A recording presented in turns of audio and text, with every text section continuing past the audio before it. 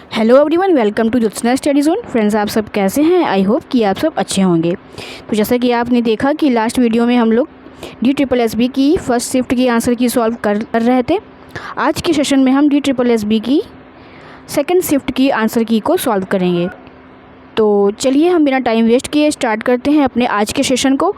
और सेशन को स्टार्ट करने से पहले अगर आप चैनल पर नए हैं तो प्लीज़ चैनल को सब्सक्राइब कर लीजिएगा और बेल आइकन को प्रेस कर लीजिएगा, जिससे कि चैनल पर आने वाली सभी इन्फॉर्मेशंस और वीडियोस सबसे पहले आपको मिले।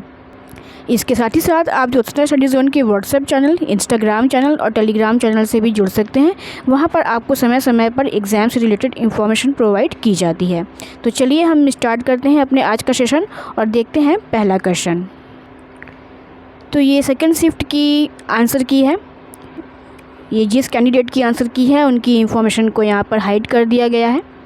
आप देख सकते हैं यहाँ पर कि ये एग्ज़ाम जो है वो 23 अप्रैल 2025 को हुआ था, 1 बजे से 3 बजे के बीच में। ये एग्ज़ाम म्यूज़िक टीचर का है जो कि नोएडा के सेक्टर 62 में हुआ था। तो 1 से 3 बजे यानी कि ये सेकंड शिफ्ट का पेपर हो जाएगा। तो चलिए इसी पेपर को हम आज सॉल्व करते हैं। तो जैसा कि आप सभी को पता है कि म्यूज़िक के क्वेश्चन को जो है 100 क्वेश्चन है, जिसको 5 सेक्शन में डिवाइड कर दिया गया है। डिसिप्लिन 1, डिसिप्लिन 2, डिसिप्लिन 3, डिसिप्लिन 5 और 4 और 5 में। तो आज हम डिसिप्लिन 1 से स्टार्ट करते हैं। ये रहा डिसिप्लिन 1। तो इसके पहले क्वेश्चन को देख लेते हैं। पंडित पलुस्कर ग्वालियर घराने से डैश के शिष्य थे। बालकृष्ण बुआ पुणेकर के, बालकृष्ण बुआ इचलकरंजीकर के, बालकृष्ण बुआ मिराजकर के या बालकृष्ण बुआ पलुस्कर के। तो पंडित पलुस्कर जी ग्वालियर घराने से बालकृष्ण बुआ इचलकरंजीकर जी के शिष्य थे। इसका राइट आंसर ऑप्शन 2 हो जाएगा। DSSB ने इसका एकदम सटीक आंसर माना हुआ है। चलिए नेक्स्ट क्वेश्चन को देख लेते हैं। नेक्स्ट क्वेश्चन है मीटर, ताल, तीव्रा 7 बीट, सूल 10 बीट, चौताल 12 बीट या 10 बीट झपताल में मौजूद रचनाओं को डैश माना जाता है। तो ये साधारण से पूछ रहा है कि ताल यानी कि तीव्रा ताल, सूल ताल, चौताल या फिर झपताल, इन सभी में मौजूद रचनाओं को क्या माना जाता है? तो इसको सादरा माना जाता है। इसका राइट आंसर जो होगा वो ऑप्शन 3 हो जाएगा, सादरा। अब आप यहाँ देख सकते हैं कि तीव्रा ताल, सूल ताल और चौताल ये तीनों ही जो है ध्रुपद की रचनाओं में माने जाते हैं, जबकि झपताल जो है वो सादरा की रचनाओं को माना जाता है। तो इस प्रकार इसका राइट आंसर ऑप्शन 3 हो जाएगा। नेक्स्ट क्वेश्चन है निम्नलिखित में से आगरा घराने के प्रसिद्ध गायक कौन थे जिन्हें राग दरबारी कान्हड़ा के विकास में उनके योगदान के लिए जाना जाता है? उस्ताद बड़े गुलाम अली खां, उस्ताद अमीर खां, उस्ताद अब्दुल करीम खां या उस्ताद फैयाज़ खां? तो उस्ताद फैयाज़ खां जो थे वो आगरा घराने के प्रसिद्ध गायक थे जिन्हें दरबारी कान्हड़ा के विकास के लिए जाना जाता है। इसका राइट आंसर ऑप्शन 4 हो जाएगा। वहीं अगर गुलाम अली खां की बात करें तो ये पटियाला घराने से संबंधित हैं, इनका संबंध पटियाला घराने से है। उस्ताद अमीर खां का संबंध इंदौर घराने से है और अब्दुल करीम खां का संबंध किराना घराना से हो जाएगा। फयाज़ खां आगरा घराना। तो इस प्रकार इसका राइट आंसर ऑप्शन 4 होगा, जो कि बोर्ड ने बिल्कुल राइट माना हुआ है। नेक्स्ट है निम्नलिखित में से कौन सा मानक तबला बोल नहीं है? धा, तिन, कदा या ना? ये जो क्वेश्चन है वो फर्स्ट शिफ्ट में भी पूछा गया था, आपने देखा होगा। फर्स्ट शिफ्ट के क्वेश्चन पेपर में भी हम लोगों ने ये क्वेश्चन देखा था और ये सेम क्वेश्चन सेकंड शिफ्ट में भी रिपीट हुआ है। तो इसका राइट आंसर ऑप्शन 3 हो जाएगा, कदा। नेक्स्ट क्वेश्चन है निम्नलिखित में से कौन सा आलाप तान प्रकार भारतीय शास्त्रीय संगीत में अधिक सुधार दर्शाता है? सप्ततान, वक्रतान, बोलतान या खटका? तो वक्रतान जो है वो सबसे अधिक सुधार दर्शाता है भारतीय शास्त्रीय संगीत में। इसका राइट आंसर ऑप्शन 2 हो जाएगा। नेक्स्ट क्वेश्चन है कर्नाटक संगीत में कामवर्धनी मेल को हिंदुस्तानी संगीत में किस थाट के रूप में जाना जाता है? भैरव, पूर्वी, काफ़ी या कल्याण? तो कामवर्धनी मेल को हिंदुस्तानी संगीत में पूर्वी थाट के नाम से जाना जाता है। इसका राइट आंसर ऑप्शन 2 हो जाएगा, पूर्वी। भैरव की बात करें तो ये हो जाएगा माया मालव गौड़, माया मालव गौड़। काफ़ी हो जाएगी खरहर प्रिया, और कल्याण हो जाएगी मेज कल्याणी। ठीक है, तो इस प्रकार का राइट आंसर जो होगा वो ऑप्शन 2 हो जाएगा। क्वेश्चन है, किराना घराना उस्ताद अब्दुल करीम खां से संबद्ध है, जिन्हें डैश सदी के सबसे महान ख्याल गायकों में से एक माना जाता है। 19वीं, 20वीं, 18वीं या 17वीं? तो इन्हें 20वीं सदी के सबसे महान ख्याल गायकों में एक माना जाता है। इसका राइट आंसर ऑप्शन 2 हो जाएगा। क्वेश्चन है, पंडित राम सहाय निम्नलिखित में से किसके शिष्य थे? बाबू जोध सिंह के, भैरव सहाय के, उस्ताद मोदू खां के, या कुदौ सिंह जी के? तो पंडित राम सहाय जी मोदू खां के शिष्य थे। इसका राइट आंसर ऑप्शन 3 हो जाएगा। नेक्स्ट है, लघु संघातों की ध्वनि डैश होती है? अस्थिर, गूढ़, उदास या विषादी, सुखद या उज्ज्वल? तो लघु संघातों की जो ध्वनि होती है वो उदास या विषादी होती है। इसका राइट आंसर ऑप्शन 3 हो जाएगा, विषाद। नेक्स्ट क्वेश्चन है, वेंकटमुखी स्वामी दक्षिण भारतीय रागों के लिए डैश वर्गीकरण प्रणाली विकसित करने के लिए जाने जाते हैं? मेलकारा, अलंकार, ग्राम राग वर्गीकरण या थाट? तो पंडित वेंकटमुखी मेलकार यानी मेल पद्धति का वर्गीकरण करने के लिए जाने जाते हैं। इसका राइट आंसर ऑप्शन 1 हो जाएगा। नेक्स्ट क्वेश्चन है, महान संगीतकार रविशंकर और डैश ने हिंदुस्तानी शास्त्रीय संगीत को पश्चिमी दुनिया के सामने लाया और इसे दुनिया भर में लोकप्रिय बनाने में मदद की? अली बख्श ने, अलाउद्दीन खान ने, अली अकबर खान ने, या बड़े गुलाम अली खान ने?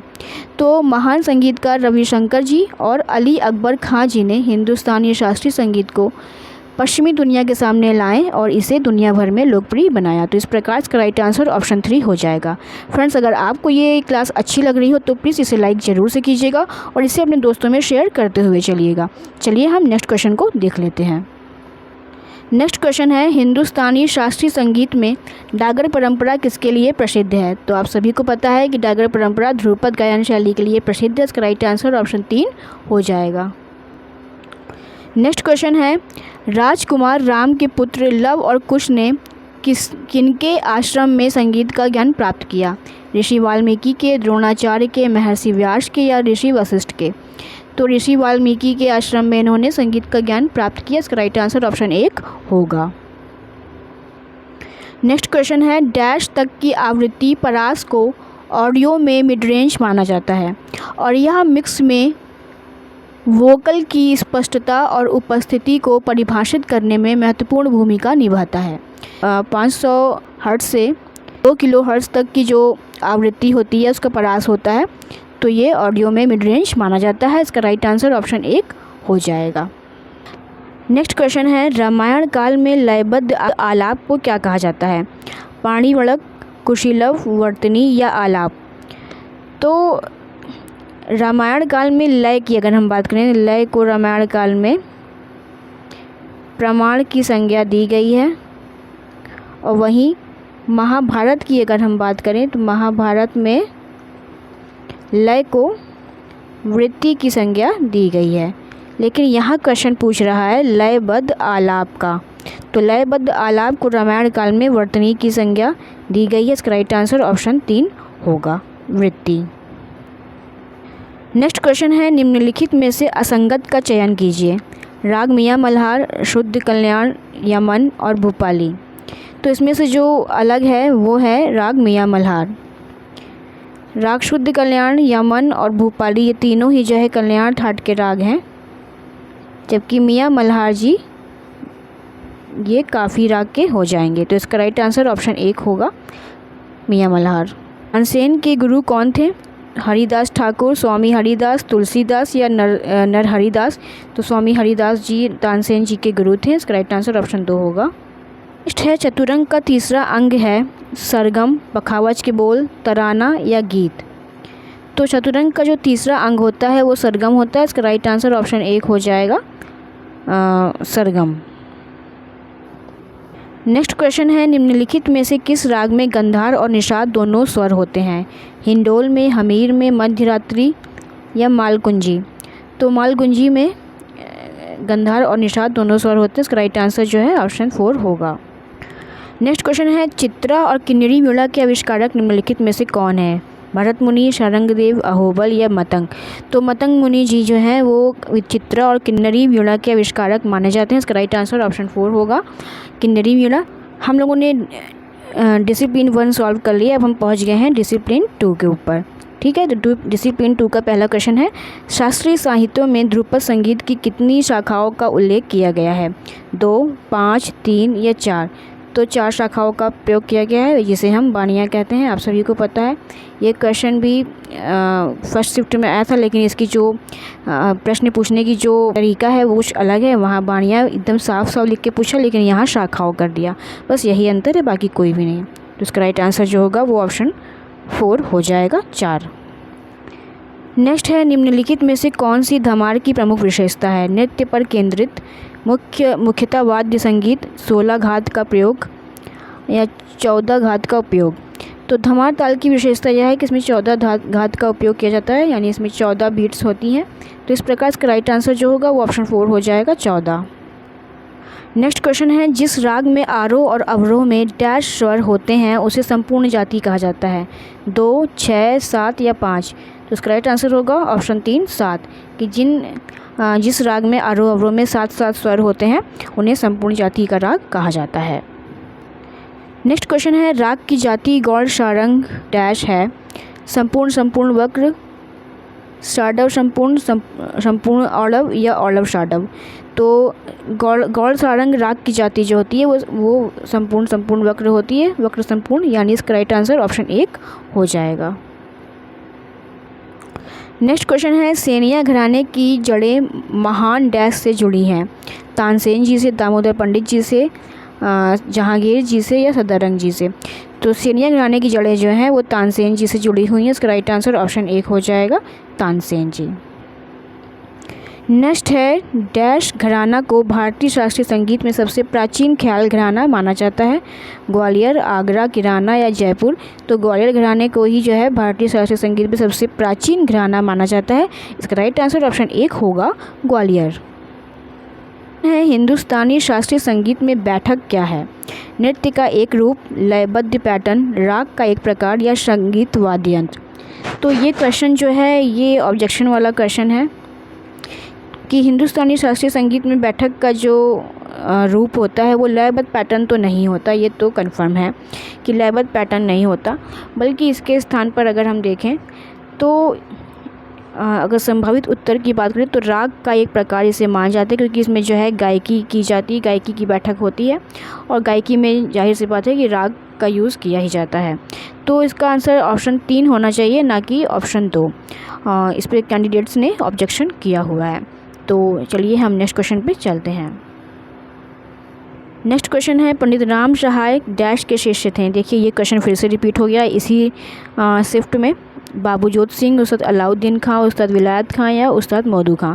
तो उस्ताद मौदू खां जी जो हैं पंडित राम सहाय जी के शिष्य हैं, और ये क्वेश्चन जो है इस क्वेश्चन पेपर में 2 बार रिपीट हो चुका है। नेक्स्ट है 72 मेलकर्ता रागों को 12 समूहों में विभाजित किया गया है, जिन्हें चक्र कहा जाता है। चक्र के भीतर के राग केवल डैश स्वर में भिन्न होते हैं? गंधारम और निषादम, मध्यम और दैवतम, दैवतम और निषादम, और ऋषभम या दैवतम? तो ये क्वेश्चन भी जो है ऑब्जेक्शन वाला क्वेश्चन है, इस पर भी जो है ऑब्जेक्शन किया गया है। इसके जो है कोई भी विकल्प सही नहीं है, क्योंकि क्या 72 मेलकर्ता रागों को 12 समूह में विभाजित किया गया है? जी बिल्कुल सही है, जिन्हें चक्र कहा जाता है, ये बात भी सही है। और चक्र के भीतर के राग केवल 6, क्या चक्र के भीतर सिर्फ 6 ही राग होते हैं? ऐसा तो बिल्कुल नहीं है। और अगर किसी राग को हम अलग कर रहे हैं 72 मेल के अंतर्गत, तो वो सिर्फ मध्यम से ही भिन्न होते हैं। तो इसका राइट आंसर जो है मध्यम होना चाहिए, ना कि दैवतम और निषादम। तो इसका राइट आंसर मध्यम होना चाहिए। तो इसके सारे ऑप्शंस गलत हैं, तो ये क्वेश्चन भी ऑब्जेक्शन के लिए था, इस पर भी ऑब्जेक्शन किया गया है। नेक्स्ट क्वेश्चन है राग केदार की जाति क्या है? संपूर्ण, षाडव, औलव या औलव संपूर्ण वक्र? तो राग केदार की जो जाति है वो संपूर्ण औलव वक्र संपूर्ण है। इसकी राइट आंसर ऑप्शन 4 हो जाएगा, औलव वक्र संपूर्ण। नेक्स्ट क्वेश्चन है पंडित राम सहाय मिश्र निम्नलिखित में से किस घराने के संस्थापक हैं? फर्रुखाबाद, दिल्ली, पंजाब या बनारस? तो पंडित राम सहाय मिश्र जी बनारस घराने के संस्थापक थे। इसका राइट आंसर ऑप्शन 4 होगा, Banaras. Next question, Limbraj dash के पिता थे? रामामात्य, सोमनाथ, अहोबल या लोचन? तो लिम्बराज जी जो हैं वो रामामात्य जी के पिता थे। इसका राइट आंसर ऑप्शन 1 हो जाएगा, रामामात्य। नेक्स्ट क्वेश्चन है, डैश स्ट्रिंग की मोटाई, लंबाई और कसाव पर निर्भर करता है? कंपन, आयाम, आवृत्ति और तारता? तो इसका राइट आंसर होगा ऑप्शन 4, तारता। तारता स्ट्रिंग की मोटाई, लंबाई और कसाव पर निर्भर करता है, तो राइट आंसर ऑप्शन 4 हो जाएगा। राग सर्व संग्रह के लेखक हैं? भावमान, लोचन, वेंकटमुखी या अभिनवगुप्त? तो लोचन जी जो हैं वो राग सर्व संग्रह के लेखक हैं। इसका राइट आंसर ऑप्शन 2 हो जाएगा। नेक्स्ट क्वेश्चन है, षड्ज और गंधार की श्रुतियों के बीच गणितीय अनुपात डैश होता है जिसे षड्ज गंधार भाव कहा जाता है? 5/4, 6/5, 3/2 या 4/3? तो 5/4 का अनुपात होता है षड्ज और गंधार के बीच, जिन्हें षड्ज गंधार भाव कहा जाता है। इसका राइट आंसर ऑप्शन 1 होगा। देखिए फ्रेंड्स, मैं आपको एक बात और बता दूं कि DSSB जो है वो कभी भी स्टूडेंट्स के जो रिस्पांस होते हैं वो शो नहीं करते हैं। वो सिर्फ़ और सिर्फ अपना ही रिस्पांस बताते हैं। अब ये जो पेपर आप देख रहे हैं या फिर आपने जो फर्स्ट शिफ्ट का पेपर देखा था उसमें आप देख रहे होंगे कि जो उसने जो रिस्पांस किया है वो नहीं दिखाया जा रहा है, वो उन्होंने जो राइट आंसर माना है उसे ही दिखा रहे हैं। इस पेपर में भी सेम ऐसा ही है। तो इसके अकॉर्डिंग जो है थोड़ा हमें समझने की कोशिश करनी चाहिए और याद करना होगा कि हमने कौन से क्वेश्चंस को राइट टिक किया था।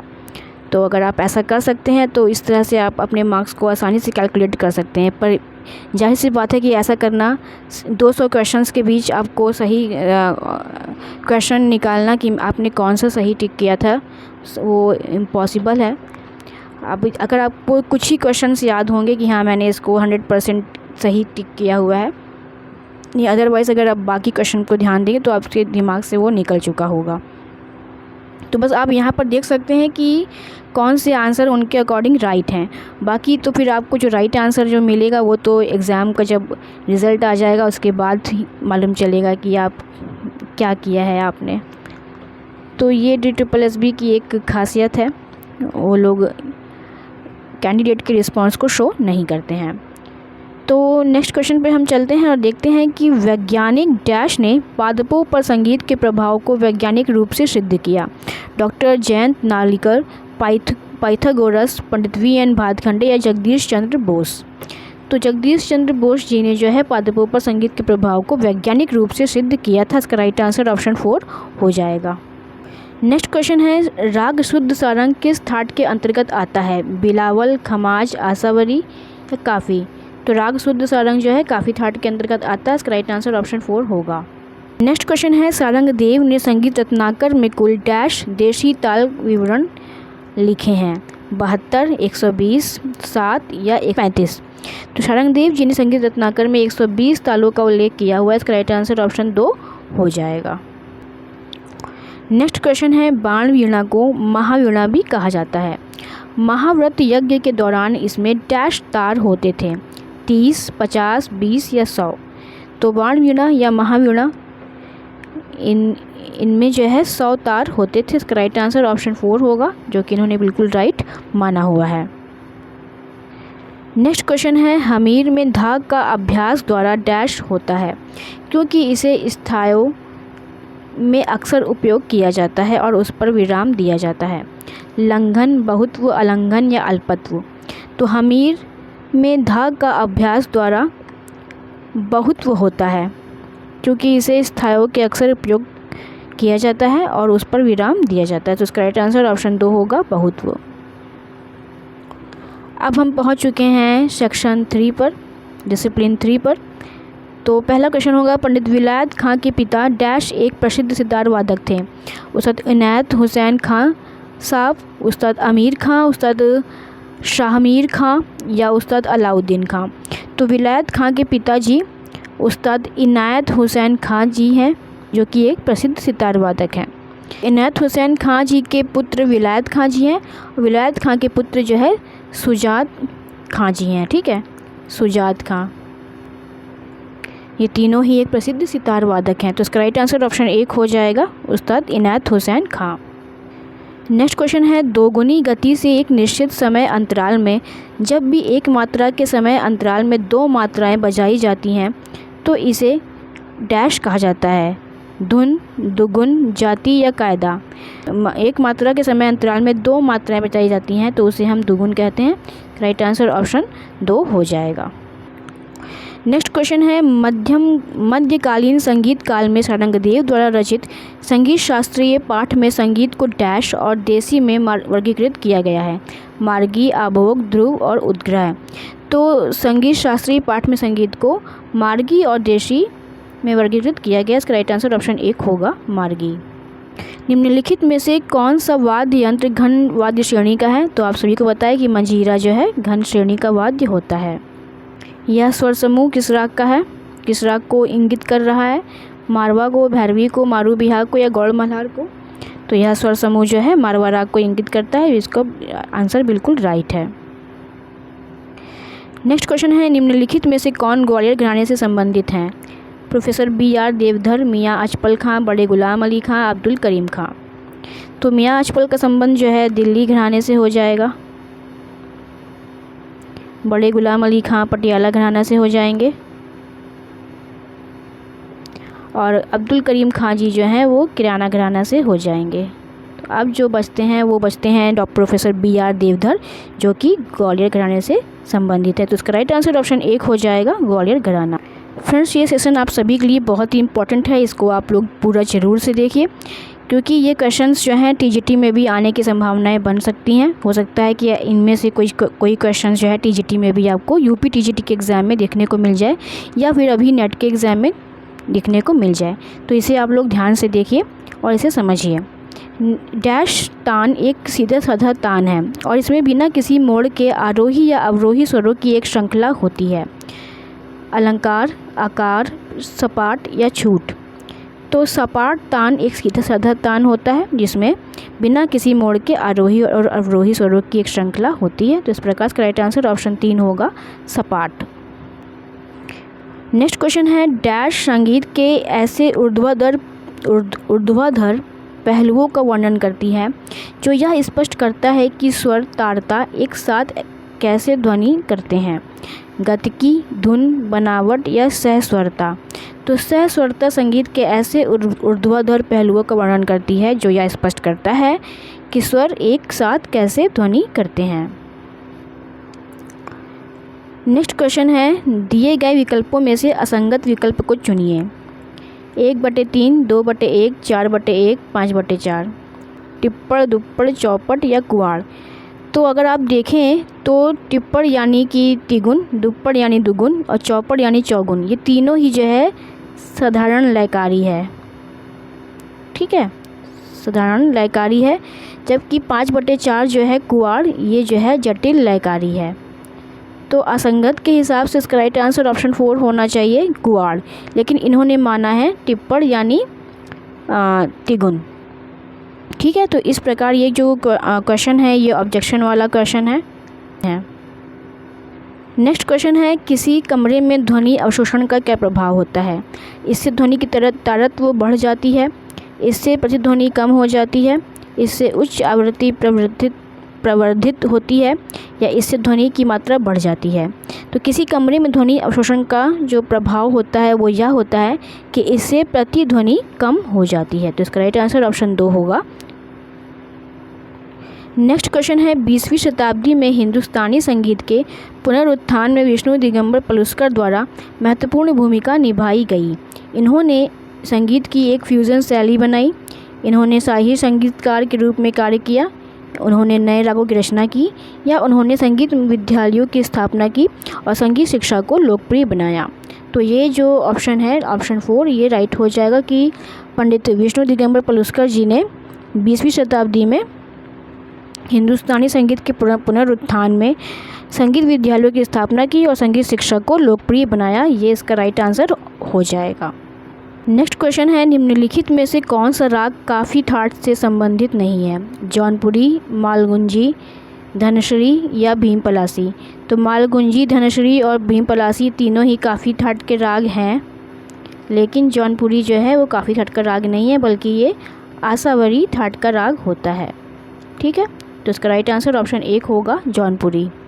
नेक्स्ट क्वेश्चन है, राग वर्गीकरण की डैश प्रणाली कर्नाटक संगीत परंपरा में रागों को समझने के लिए मूलभूत ढांचा प्रदान करती है। जनक और जन्य, राग रागिनी, देशी या सूर्यांश। तो जनक और जन्य राग प्रणाली जो है वो कर्नाटक संगीत परंपरा में रागों को समझने के लिए मूलभूत ढांचा प्रदान करती है। इसका राइट आंसर ऑप्शन 1 हो जाएगा। नेक्स्ट है, स्तुति के बोल से मान्यता किस प्रकार की विषय वस्तु से संबंध होते हैं। तो ये जो है देवताओं की स्तुति से संबद्ध होते हैं। नेक्स्ट क्वेश्चन है, हिंदुस्तानी संगीत में डैश प्रमुख राग शामिल हैं, जबकि कर्नाटक संगीत में 72 मेलकर्ता रागों की प्रणाली पर आधारित है। ये क्वेश्चन भी जो है ऑब्जेक्शन वाला क्वेश्चन है कि हिंदुस्तानी संगीत में क्या सिर्फ 6 ही प्रमुख राग हैं जो शामिल है, और कर्नाटक संगीत में 72 मेलकर्ता रागों की प्रणाली पर आधारित हैं। ये जो 6 राग हैं हिंदुस्तानी संगीत के, यही 6 राग जो है 72 मेलकर्ता रागों की प्रणाली में आधारित है। तो ये बिल्कुल ही रॉन्ग क्वेश्चन है, तो इस पर जो है कैंडिडेट्स ने ऑब्जेक्शन किया हुआ है। तो चलिए हम चलते हैं आगे की ओर। नेक्स्ट क्वेश्चन है, जगन्नाथ बुआ पुरोहित डैश घराने से संबंधित हैं, दिल्ली, किराना, आगरा या ग्वालियर। तो जगन्नाथ बुआ पुरोहित जी आगरा घराने से संबंधित है। इसका राइट आंसर ऑप्शन 3 होगा आगरा। नेक्स्ट क्वेश्चन है, नीचे दिए गए वाक्य को पूरा कीजिए। दिल्ली घराने में डैश का प्रयोग किया जाता है, केवल 2 उंगलियां, अनामिका केवल 1 उंगली, 4 उंगलियां। तो दिल्ली घराने में केवल 2 उंगलियों का प्रयोग किया जाता है। इसका राइट आंसर ऑप्शन 1 होगा। नेक्स्ट क्वेश्चन है, कल्याण थाट का प्रमुख स्वर क्या है। तीव्र, मध्यम, कोमल धा, कोमल रे, कोमल गा। तो तीव्र मा जो है वो कल्याण थाट का प्रमुख स्वर होता है। इसका राइट आंसर ऑप्शन 1 हो जाएगा। नेक्स्ट क्वेश्चन है, थाट मारवा के अंतर्गत कौन सी राग आती है, कौन सा राग आता है। परज, पूर्वी, पूरिया धनाश्री या पूरिया। तो मारवा थाट के अंतर्गत जो है पूरिया राग आता है। इसका राइट आंसर ऑप्शन 4 हो जाएगा। नेक्स्ट क्वेश्चन है, शंकर का समप्राकृतिक राग डैश है, मालश्री, गौरी, श्री या परज। तो शंकर राग का जो समप्राकृतिक राग है वो मालश्री राग होता है। इसका राइट आंसर ऑप्शन 1 हो जाएगा। तो डिसिप्लिन 3 सॉल्व करने के बाद हम पहुंच चुके हैं डिसिप्लिन 4 के ऊपर। तो 4 का पहला क्वेश्चन है, कवि लोचन ने डैश शताब्दी के मध्य में राग तरंगिणी नामक एक संगीत पुस्तक लिखी थी। 15वीं शताब्दी में, 13वीं में, 16वीं में या 17वीं में। तो कवि लोचन जी ने 15वीं शताब्दी में मध्य में राग तरंगिणी नामक पुस्तक लिखी। इसका राइट आंसर ऑप्शन 1 हो जाएगा। नेक्स्ट क्वेश्चन है, महाभारत में निम्नलिखित में से कौन राजा विराट की बेटी उत्तरा को संगीत की शिक्षा देता है। अर्जुन, युधिष्ठिर, भीम या सहदेव। तो अर्जुन जी जो है शिक्षा देते हैं। इसका राइट आंसर ऑप्शन 1 होगा। नेक्स्ट है, फिल्म आज़ाद का गीत राधा न बोले डैश राग पर आधारित है। बागेश्री, भैरव, छायानट या आसावरी। तो राधा न बोले बागेश्री राग पर आधारित गीत है। इसका राइट आंसर ऑप्शन 1 हो जाएगा। नेक्स्ट क्वेश्चन है, 4 मात्राओं में 7 बोल बजाना व्यापक रूप से डैश माना जाता है। कुवाड़ लय, ठाल लय, बियाड़ लय या चौगुन लय। तो 4 मात्राओं में 7 बोल बजाना बियाड़ लय माना जाता है। इसका राइट आंसर ऑप्शन 3 होगा। झपताल के बोल क्या हैं, तो आप सभी को पता है, धीना, धीधीना, तीना, धीधीना। ये बोल जो है वो झपताल के बोल होते हैं। झपताल 10 मात्रा की ताल होती है। ठीक है, इसमें 4 विभाग होते हैं जो कि 2, 3, 2, 3 के होते हैं। तो इसका राइट आंसर जो होगा वो ऑप्शन 4 हो जाएगा। नेक्स्ट है, दादरा ताल में डैश खाली होती है। 4, 1, 2, 3। तो 1 खाली होती है दादरा ताल में। इसका राइट आंसर ऑप्शन 2 हो जाएगा। नेक्स्ट क्वेश्चन है, तानसेन किस संगीत शैली के लिए प्रसिद्ध हैं। ध्रुपद, भांगड़ा, ख्याल या ठुमरी। तो ध्रुपद के लिए प्रसिद्ध हैं तानसेन जी। इसका राइट आंसर ऑप्शन 1 हो जाएगा, ध्रुपद। फ्रेंड्स, अगर आपको ये क्लास अच्छी लग रही है तो प्लीज़ इसको एक लाइक ज़रूर से कीजिएगा और इसे अपने दोस्तों में शेयर करते हुए चलिएगा। तो नेक्स्ट क्वेश्चन है, दरभंगा घराने की शैली को क्या अद्वितीय बनाता है। तेज लय यानी टेम्पो को प्राथमिकता, मुख्य रूप से वाद्य संबंधी प्रदर्शन, मेलोडी में भारी अलंकरण का उपयोग या जटिल लयकारी का बल। तो दरभंगा घराने की जो शैली है तो वो मेलोडी में भारी आकलन का उपयोग किया जाता है, उसे अद्वितीय बनाता है। तो इसका राइट आंसर ऑप्शन 3 हो जाएगा। नेक्स्ट क्वेश्चन है डैश में रावण को एक उत्कृष्ट संगीतकार और संगीत सिद्धांतकार के रूप में उल्लेखित किया गया है। तो रामायण में किया गया है। इसका राइट आंसर ऑप्शन 4 होगा, रामायण। नेक्स्ट क्वेश्चन है समकालीन हिंदुस्तानी शास्त्रीय संगीत संकीर्तन के निर्माता होने का श्रेय किसे दिया जाता है? तानसेन जी को, मौला बख्श जी को, भातखंडे जी को या अमीर खुसरो जी को? तो हिंदुस्तानी शास्त्रीय संगीत संकीर्तन के निर्माता होने का श्रेय पंडित भातखंडे जी को दिया जाता है। इसका राइट आंसर ऑप्शन 3 हो जाएगा, भातखंडे जी। नेक्स्ट क्वेश्चन है डैश को तबला के दिल्ली घराने का संस्थापक माना जाता है? पंडित राम शाह जी को, बख्शू खां जी को, कल्लू खां जी को या उस्ताद सिद्धार खां जी को? तो उस्ताद सिद्धार खां दाढ़ी जी को तबला के दिल्ली घराने का संस्थापक माना जाता है। तो सा कोमल रे, शुद्ध गा, शुद्ध मा, पा, शुद्ध धा, कोमल नी और तारसा डैश के स्वर हैं? रामप्रिया, सारसंगी, वाचस्पति या सूर्यकांत? तो ये जो स्वर हैं ये रामप्रिया राग के स्वर हैं। इसका राइट आंसर ऑप्शन 1 हो जाएगा। ये जो क्वेश्चन है ये आउट ऑफ सिलेबस आया हुआ है, इसे आप लोग देख सकते हैं। ये जो इन रागों के बारे में सिलेबस में नहीं दिया है, DSSB के सिलेबस में इसे नहीं दिया हुआ है। ये जो क्वेश्चन है वो आउट ऑफ सिलेबस आ गया है। तो इसका राइट आंसर ऑप्शन 1 होगा, रामप्रिया। नेक्स्ट क्वेश्चन है तबले में प्रत्येक आघात को निरूपित करने वाले अक्षरों को क्या कहा जाता है? पलटा, लय, बोल या तिहाई? तो प्रत्येक आघात को व्यक्त करने के लिए बोल कहा जाता है। इसका राइट आंसर ऑप्शन 3 हो जाएगा, बोल। नेक्स्ट क्वेश्चन है निम्नलिखित में से कौन सा गमक का प्रकार है जिसमें भावनात्मक गहराई को बढ़ाने के लिए स्वर का तेजी से दोलन शामिल होता है? खटका गमक, आंदोलन गमक, कंपित गमक या स्पर्श गमक? तो कंपित गमक जो गमक होता है इसमें भावनात्मक गहराई को बढ़ाने के लिए स्वर का तेजी से दोलन शामिल होता है। संगीत पारिजात के पुस्तक के लेखक कौन है? तो हम सभी को पता है कि अहोबल जी इसके लेखक हैं। इसका राइट आंसर ऑप्शन 2 हो जाएगा। नेक्स्ट क्वेश्चन है पंडित भातखंडे स्वरलिपि पद्धति में जीरो के प्रतीक को निरूपित करता है? ताली, खाली, सम या विभाग? यह क्वेश्चन जो है शिफ्ट 1 में भी पूछा गया था, अगर आप लोग ध्यान दिए होंगे तो इसका जो राइट आंसर होगा वो ऑप्शन 2 हो जाएगा, खाली। नेक्स्ट है आज़ाद फिल्म का गाना राधन न बोले। देखिए ये क्वेश्चन फिर से रिपीट हुआ है, तो उसका राइट आंसर ऑप्शन 4 होगा, भाग्यश्री। तो 2 क्वेश्चन हैं जो इस क्वेश्चन पेपर में रिपीट हो चुके हैं। नेक्स्ट क्वेश्चन है निम्नलिखित में से कौन सा ताल बोल धा से आरंभ नहीं होता? एक ताल, दादरा ताल, 3 ताल या कहरवा ताल? तो दादरा, 3 ताल और कहरवा ये तीनों ही जो है धा से शुरू होते हैं, लेकिन एक ताल जो है वो धिन से बोल से शुरू होता है। तो इसका राइट आंसर ऑप्शन 1 होगा, एक ताल। नेक्स्ट क्वेश्चन है राग अलहिया बिलावल का संवादी स्वर डैश है? सा, ध, ग या मा? तो राग अलहिया बिलावल जो कि बिलावल थाट का राग है, इसका वादी स्वर जो होता है वो धैवत होता है और संवादी स्वर गंधार होता है। इसका राइट आंसर ऑप्शन 3 हो जाएगा। क्वेश्चन है नेशनल ऑर्केस्ट्रा ऑफ इंडिया के संस्थापक कौन थे? पंडित VN भातखंडे, अली अकबर खां, बड़े गुलाम अली खां या पंडित रविशंकर? तो पंडित रविशंकर जी जो हैं वो नेशनल ऑर्केस्ट्रा ऑफ इंडिया के संस्थापक रहे हैं। इसका राइट आंसर ऑप्शन 4 हो जाएगा। डिसिप्लिन 4 के क्वेश्चन को सॉल्व करने के बाद हम पहुंच चुके हैं डिसिप्लिन 5 की तरफ, और इसका पहला क्वेश्चन है मुत्तुस्वामी दीक्षितर ने कौन सी मुद्रा का उपयोग किया? गुणीजान, गुरु गुहा, गुरु पिया या गुणीदास? तो मुत्तुस्वामी दीक्षितर जी ने गुरु गुहा मुद्रा का उपयोग किया है। इसका राइट आंसर ऑप्शन 2 हो जाएगा। नेक्स्ट क्वेश्चन है ध्रुपद की संगीत तकनीकें ख्याल जैसी अन्य शैलियों से किस प्रकार भिन्न है? हल्की मेलोडिक पैटर्न का उपयोग, तीव्रतर लय, इम्प्रोवाइजेशन पर अधिक बल या ताल और रूप का सख्त पालन?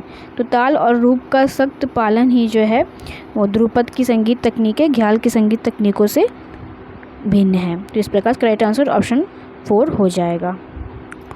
तो नेक्स्ट क्वेश्चन है डैश के तीसरे अध्याय में आलप्ति के 2 प्रकारों का उल्लेख किया गया है? सामवेद में, संगीत रत्नाकर में, बृहदेशी में या नाट्यशास्त्र में?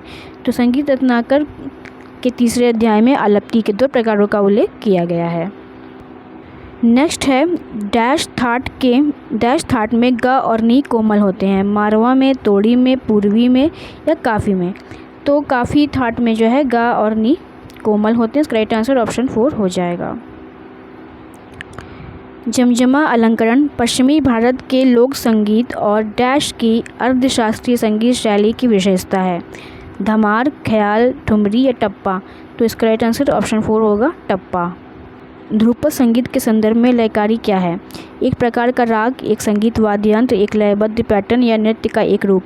तो एक लयबद्ध पैटर्न होता है लयकारी। इसका राइट आंसर ऑप्शन 3 हो जाएगा।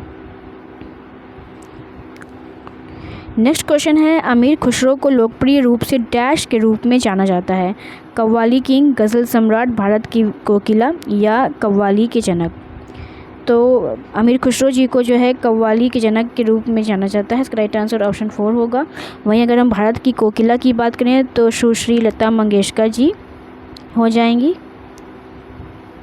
तो इसका राइट आंसर ऑप्शन 4 हो जाएगा। नेक्स्ट क्वेश्चन है वामन राव सदोलीकर डैश घराने से संबंधित हैं, जयपुर, ग्वालियर, आगरा या किराना। वामन राव सदोलीकर जयपुर घराना से संबंधित है। इसका राइट आंसर ऑप्शन 1 होगा।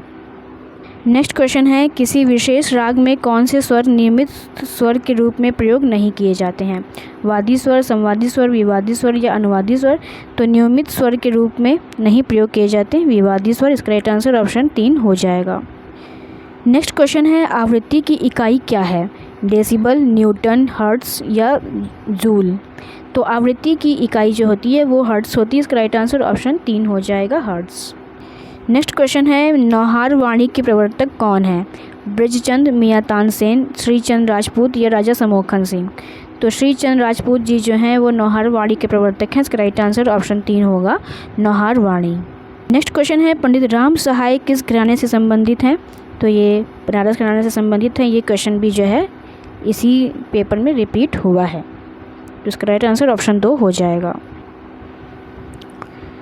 तो नेक्स्ट क्वेश्चन है निम्नलिखित में से कौन सा राग तानसेन की प्रसिद्ध अग्नि प्रदीप्ति यानी फायर लाइटिंग ओज से प्राप्त हुआ माना जाता है, राग बागेश्वरी, राग यमन, राग मल्हार या राग दीपक।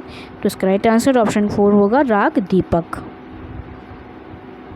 नेक्स्ट क्वेश्चन है ताल तिलवाड़ा में कितने तिरकिट हैं, 2, 4, 6 या 3। तो ताल तिलवाड़ा में 2 तिरकिट होते हैं। इसका राइट आंसर ऑप्शन 1 हो जाएगा। नेक्स्ट क्वेश्चन है किसी वाद्य की ध्वनि की तीव्रता उसके द्वारा उत्सर्जित डैश की वर्णक्रमीय संरचना द्वारा निर्धारित होती है, गीत, तीव्रता, ध्वनि या अवधि।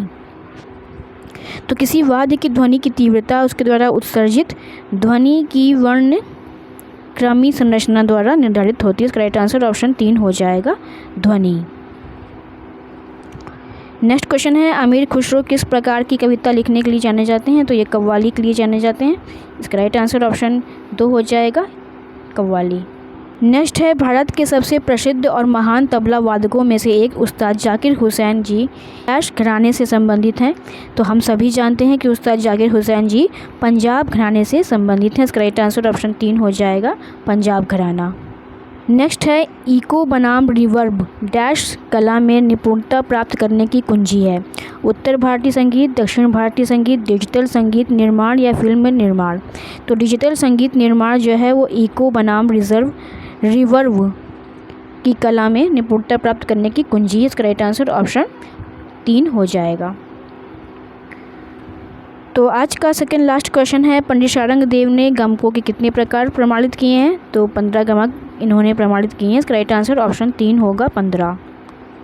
आज के सेशन का लास्ट क्वेश्चन है कर्नाटक की रहने वाली हिंदुस्तानी शास्त्रीय संगीत की ख्याल शैली के लिए प्रसिद्ध भारतीय गायिका निम्नलिखित में से कौन थी, लता मंगेशकर जी, MS सुब्बुलक्ष्मी जी, बेगम अख्तर जी या गंगूबाई हंगल। तो कर्नाटक की रहने वाली हिंदुस्तानी शास्त्रीय संगीत की ख्याल शैली के लिए प्रसिद्ध भारतीय गायिका जो है वो गंगूबाई हंगल जी हैं। इसका राइट आंसर ऑप्शन 4 हो जाएगा। तो फ्रेंड्स, इस तरह से हम लोगों ने DSSB के सेकेंड शिफ्ट का क्वेश्चन पेपर भी सॉल्व कर लिया है। और इसमें आप लोगों ने देखे कि कितने क्वेश्चन जो हैं ऑब्जेक्शन वाले थे और इसमें कितने क्वेश्चन ऐसे भी हैं जो रिपीट हुए हैं। तो आपको ये सेशन कैसा लगा हमें कमेंट बॉक्स में ज़रूर से बताइएगा। कुछ प्रॉब्लम हो रही हो इस क्वेश्चन पेपर के क्वेश्चन में तो आप कमेंट बॉक्स में पूछ सकते हैं। तो चलिए हम मिलते हैं नेक्स्ट वीडियो में शिफ्ट 3 के क्वेश्चन पेपर के साथ। तब तक के लिए अपनी तैयारी को कंटिन्यू करते रहिए। Thank you.